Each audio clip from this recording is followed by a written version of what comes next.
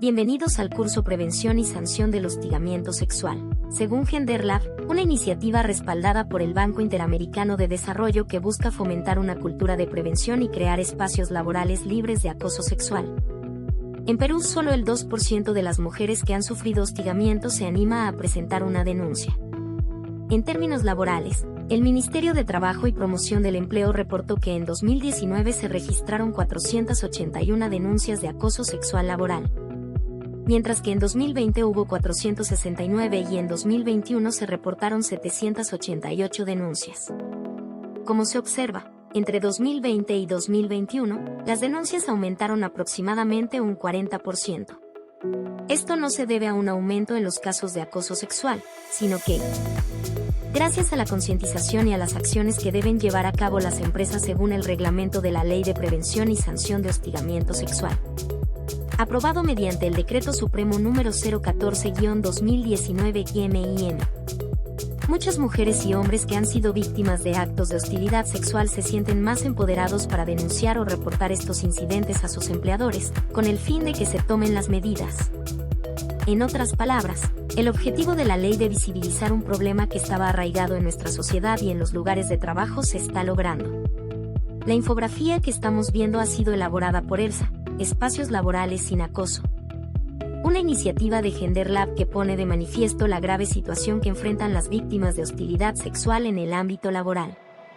Así, el 34% de las mujeres entrevistadas han reportado haber experimentado acoso sexual en el ámbito laboral.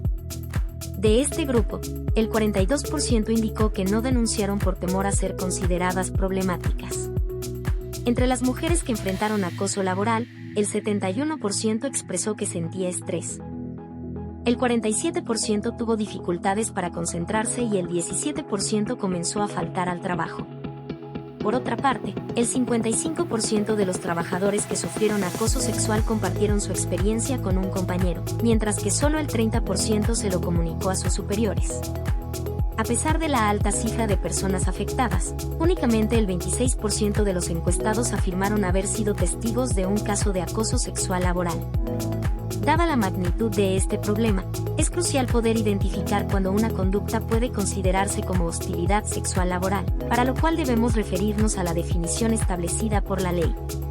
La hostilidad sexual se define como una forma de violencia que se manifiesta a través de comportamientos de naturaleza o connotación sexual o sexista no deseados, dirigidos hacia una persona y que pueden crear un ambiente intimidante, hostil o humillante, afectando su situación laboral o de otra índole.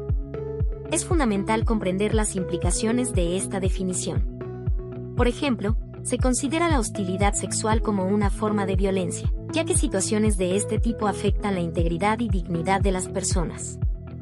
Por otro lado, existen dos tipos de comportamientos que se engloban en los actos de hostilidad sexual en el ámbito laboral: las conductas de naturaleza sexual y las de naturaleza sexista. A continuación, detallaremos qué se entiende por cada una de ellas. Sin embargo, lo fundamental en esta definición es que estas conductas deben ser no deseadas por la persona afectada. Es crucial señalar que la conducta simplemente tiene que ser no bienvenida, sin que sea necesario que haya un rechazo explícito. ¿Cómo podemos identificar una conducta no deseada? Debemos prestar atención tanto al lenguaje verbal como al lenguaje no verbal. Por último, la definición incluye algunas de las consecuencias que un acto de hostilidad sexual puede acarrear en la organización. Este tipo de conductas genera un ambiente intimidatorio, hostil o humillante, lo que puede impactar en la actividad laboral. Entre las personas que reportaron haber sido víctimas de hostilidad sexual laboral, un 71% experimentó estrés. Un 47% tuvo dificultades para concentrarse y un 17% comenzó a ausentarse del trabajo. Esto significa que estas conductas tienen un impacto directo en la capacidad laboral de la víctima, afectando no solo su concentración en las tareas, sino también amenazando su continuidad laboral, lo que puede resultar en ausentismo o incluso renuncias. La hostilidad sexual laboral puede identificarse desde la primera manifestación y no requiere un rechazo explícito. ¿Qué implica esto?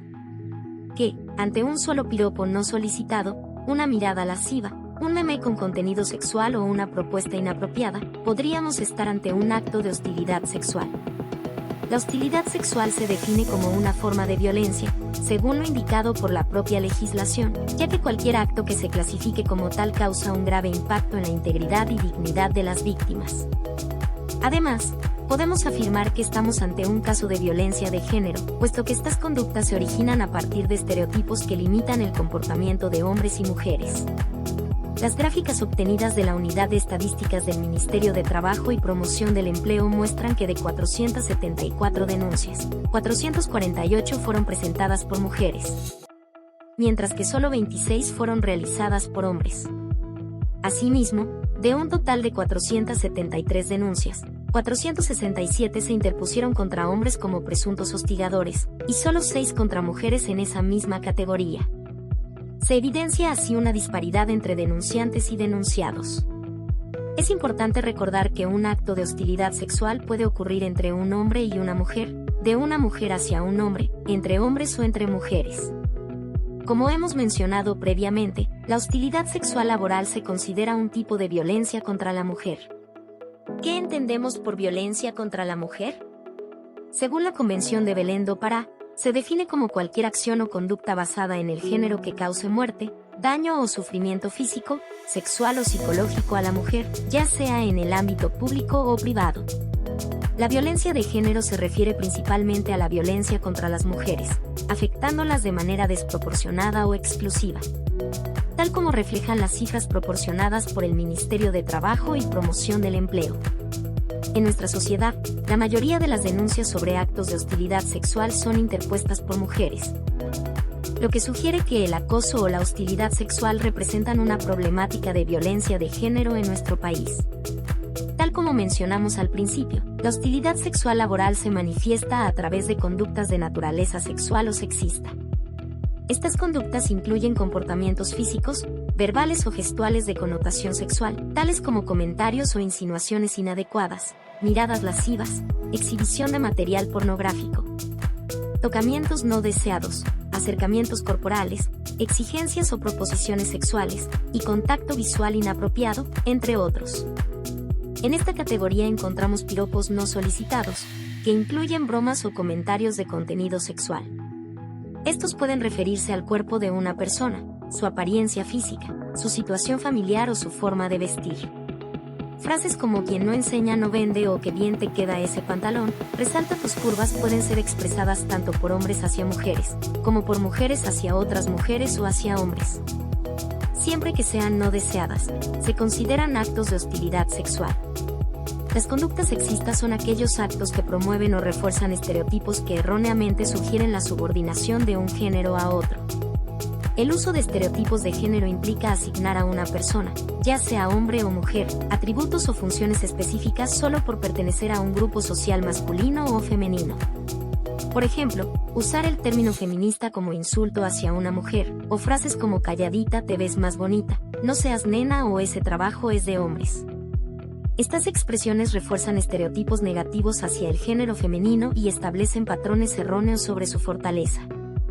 Así, emitir una frase de este tipo ya se considera una conducta sexista, y su sola enunciación puede configurar un acto de hostilidad sexual. Para aclarar qué se entiende por conducta no deseada, compartimos 2 ejemplos. 1. Rechazo explícito. Jenny enfrenta hostilidad por parte de un nuevo compañero de trabajo, quien desde el primer día la invita a salir. Ella le deja claro que no está interesada, pero él sigue insistiendo y presionando, incluso dejándole regalos en su lugar de trabajo. A pesar de sus claras negativas, la situación se convierte en una conducta de naturaleza sexual. 2. Rechazo implícito. Roberto, un joven economista, tiene una jefa que le hace cumplidos sobre su apariencia física. A pesar de sentirse incómodo, solo se ríe y agradece los cumplidos. Con el tiempo, estos aumentan, tanto en privado como en presencia de otros compañeros. Aunque no expresa explícitamente su descontento, su lenguaje no verbal y su silencio indican que no desea estar en esa situación. Esto representa un rechazo implícito, evidenciando claramente que se trata de una conducta no deseada. Ambas formas de rechazo, ya sea explícito o implícito, constituyen un acto de hostilidad sexual en el entorno laboral.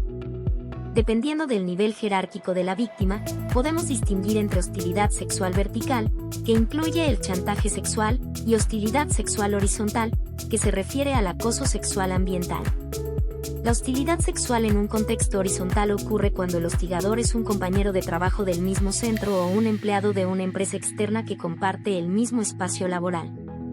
Por otro lado, el chantaje sexual se manifiesta en una relación de poder, donde hay un jefe, supervisor o figura de autoridad que ejerce control sobre la víctima.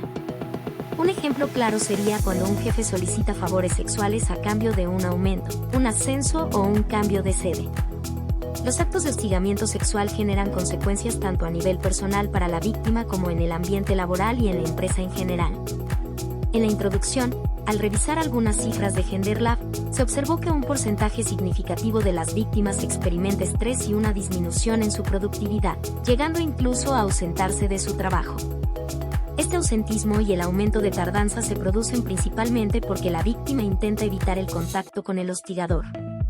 Aunque esta problemática parece afectar solo a la persona involucrada, en realidad impacta también en la empresa, ya que impide el desarrollo adecuado de los empleados y puede resultar en la fuga de talento.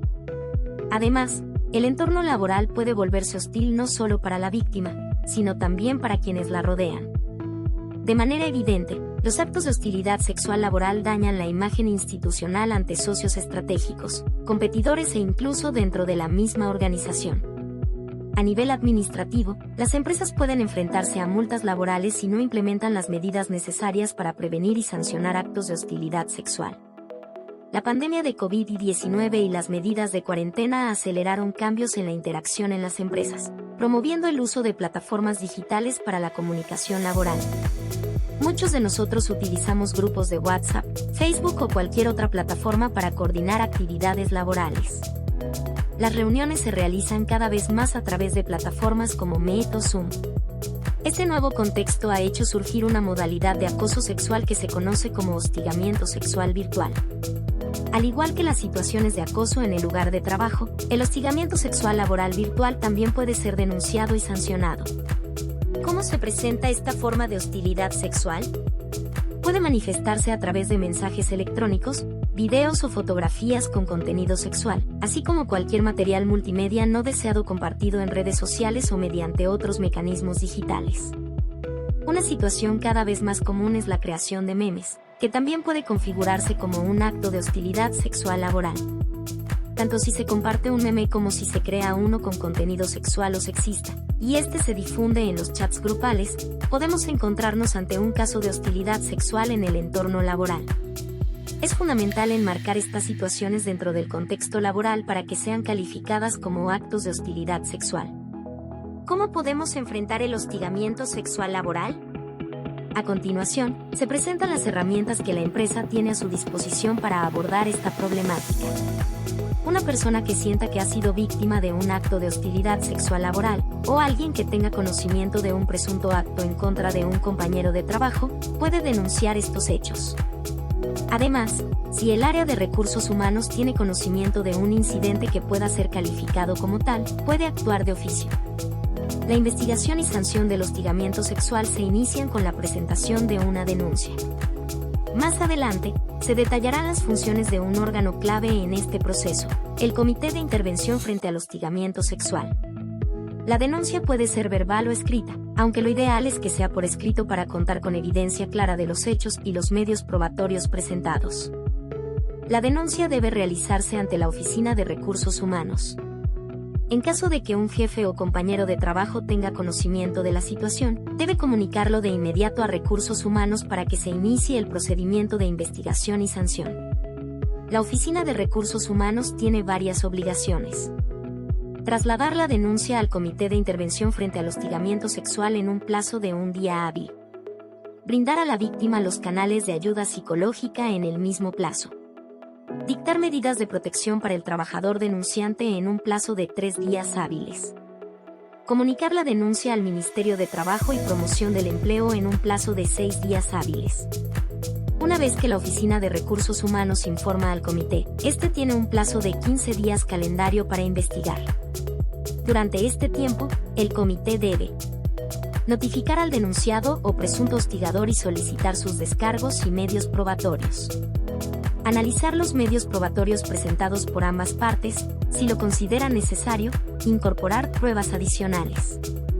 Es importante señalar que el informe psicológico derivado de la ayuda brindada a la presunta víctima puede ser incluido como medio probatorio adicional, siempre que haya su autorización. Con todos estos elementos, el Comité de Intervención tiene 15 días para llevar a cabo la investigación.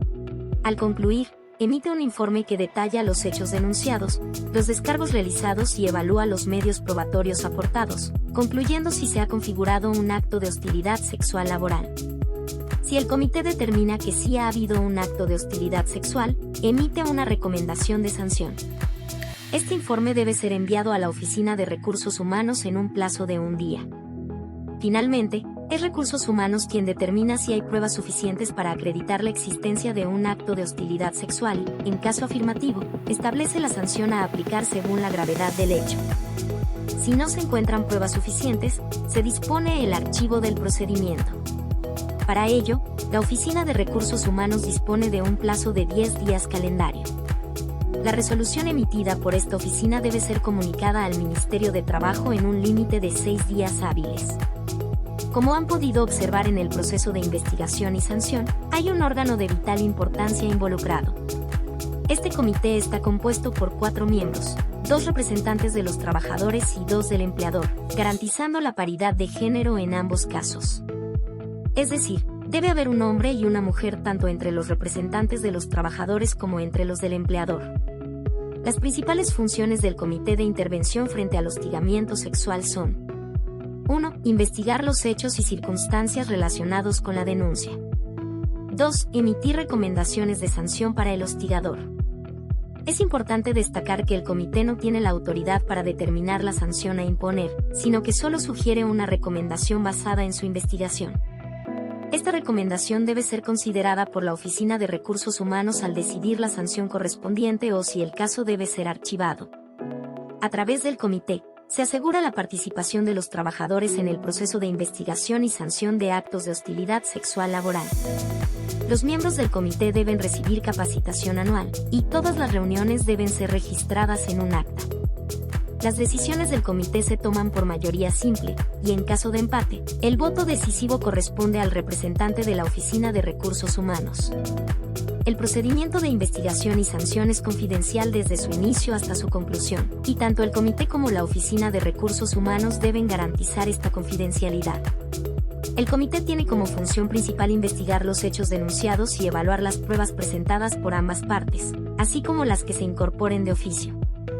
No se debe permitir la revictimización de la presunta víctima. Por ello, al inicio del procedimiento se le ofrecen herramientas y canales de atención psicológica, así como medidas de protección. Es fundamental que, al igual que la presunta víctima, la persona denunciada también tenga garantizados sus derechos. Uno de estos derechos es la presunción de inocencia hasta que se demuestre lo contrario, así como el respeto al debido proceso durante la investigación. Por ello, es necesario otorgar al denunciado un plazo para que presente sus descargos y las pruebas que considere pertinentes. Una vez que se presenta la denuncia ante la Oficina de Recursos Humanos, esta tiene un día hábil para ofrecer a la presunta víctima los canales de atención física y psicológica para una atención primaria y urgente. Además, cuenta con 3 días hábiles para dictar las medidas de protección que considere necesarias. En este contexto, debemos reflexionar sobre qué se entiende por medidas de protección. Como se mencionó, una de las garantías que debe tener la víctima es la no revictimización, por lo que se deben implementar todas las acciones necesarias para que la presunta víctima pueda continuar con su labor de manera regular, sin sufrir agresiones o represalias. Entre las medidas de protección que se pueden implementar, encontramos las siguientes: rotación o cambio de lugar del presunto hostigador. Suspensión temporal del presunto hostigador. Rotación de la presunta víctima, solo a solicitud de ella. Si la víctima no lo solicita, no es necesario cambiar su puesto o centro de trabajo. Impedimento al presunto hostigador de acercarse al quejoso o a su entorno familiar. Esta medida debe llevarse a cabo con el apoyo de la constatación policial correspondiente. Cualquier otra medida que busque proteger y asegurar el bienestar de la presunta víctima. Una Una de las etapas más complejas del procedimiento de investigación o sanción de una denuncia es la fase probatoria, ya que muchas de estas situaciones ocurren sin dejar evidencia. ¿Qué medios probatorios pueden ayudar al comité a determinar si ha existido un acto de hostilidad y su gravedad? Documentos públicos y privados. Declaraciones de testigos, tanto de aquellos que han presenciado los actos de hostilidad sexual laboral como de quienes se enteraron posteriormente por la víctima. Grabaciones, correos electrónicos o mensajes de texto. Esto incluye WhatsApp, Telegram, Facebook y otros medios virtuales o electrónicos de comunicación. Pericias psicológicas, forenses o grafotécnicas y cualquier otro medio adecuado, como el informe psicológico que se emite al inicio del procedimiento cuando la presunta víctima busca atención psicológica. Si la presunta víctima presenta testigos, puede solicitar medidas de protección personales y laborales para evitar represalias hasta que finalice el procedimiento. ¿Qué entiende la ley por empleador en este caso? La ley incluye al personal de dirección, confianza, titular, asociado, director o accionista. En tales situaciones, la víctima puede optar entre accionar judicialmente para solicitar el cese del acto de hostilidad, darse por despedido y reclamar la indemnización por despido arbitrario. Si el hostigador es el empleador, ya no es necesario activar el procedimiento de prevención y sanción de hostilidad sexual laboral. La presunta víctima puede acudir directamente a la vía judicial. Es común que en un centro de trabajo se encuentren empleados de empresas terceras, ya sea por tercerización o intermediación laborales. ¿Qué sucede en estos casos? El presunto agresor o la presunta víctima pueden pertenecer a la empresa tercera o a la empresa principal. La denuncia puede presentarse ante la empresa principal, que debe informar a la empresa tercera en un plazo de un día. Ambas empresas llevarán a cabo la investigación y enviarán sus informes a las oficinas de recursos humanos correspondientes. Sin embargo, es la oficina de recursos humanos del presunto hostigador la que finalmente determinará la sanción correspondiente. Si tanto la víctima como el presunto hostigador pertenecen a la empresa tercera, y la empresa principal tiene conocimiento de un acto de hostilidad sexual, debe comunicarlo a la empresa de tercerización e intermediación en un plazo de un día hábil. Esta última será la encargada de realizar la investigación, si corresponde, sancionar al hostigador. Cabe mencionar que las denuncias pueden ser tanto verbales como escritas. Es preferible utilizar el formato de denuncia que aparece en pantalla. Este formato debe incluir la siguiente información: nombre completo del denunciante, cargo que desempeña, área o departamento en el que labora, relación con el denunciado. También es necesario identificar al denunciado, incluyendo nombre completo, cargo que ocupa, área en la que trabaja. Es fundamental desarrollar los hechos denunciados de forma cronológica, especificando lugares, fechas y horas, así como incluir relatos concretos de cada incidente. Además, se deben aportar los medios probatorios que respalden esta denuncia. A través de este formato, el denunciante o la presunta víctima pueden solicitar medidas de protección que consideren necesarias para prevenir represalias o situaciones incómodas en su entorno laboral. Este formulario debe ser presentado ante la Oficina de Recursos Humanos. Es crucial reflexionar sobre cómo entendemos las relaciones sociales y laborales para evitar incomodar o agredir a alguien sin darnos cuenta. Prestar atención al consentimiento es vital. Este no siempre tiene que ser explícito y puede manifestarse como un rechazo implícito. Si hay dudas sobre el consentimiento de una conducta, lo mejor es abstenerse. Es esencial vivir en un ambiente laboral libre de acoso sexual. Si somos conscientes o víctimas de un acto de acoso sexual, debemos denunciarlo para que la empresa pueda tomar las acciones adecuadas. En ocasiones, se presentan denuncias falsas con el fin de perjudicar a alguien. Aunque la empresa está obligada a investigar toda denuncia, si se determina que no tiene fundamento, el denunciado puede recurrir a canales legales por injuria o calumnia. ¿Qué pasa si el acoso no es sexual, pero está dirigido a mí porque soy mujer? Los actos de hostilidad no solo se originan en conductas sexuales, sino también en actitudes sexistas que refuerzan estereotipos negativos. Si identificamos alguna situación o frase que encaje en esta definición, podemos denunciar. ¿Los hombres también pueden sufrir acoso sexual laboral? Absolutamente. Tanto hombres como mujeres están expuestos a estas situaciones, aunque las estadísticas indican que la mayoría de los casos se dirigen hacia mujeres. Sin embargo, es vital reconocer que hombres y personas de la comunidad LGBTQ también pueden ser víctimas. ¿Es posible ser acosado sexualmente por alguien del mismo sexo? Sí. Los hombres pueden ser acosados por otros hombres y las mujeres por otras mujeres. Lo importante es identificar si se trata de una conducta sexual o sexista no deseada. ¿Se puede ser acosado por alguien que no es mi supervisor? Por supuesto.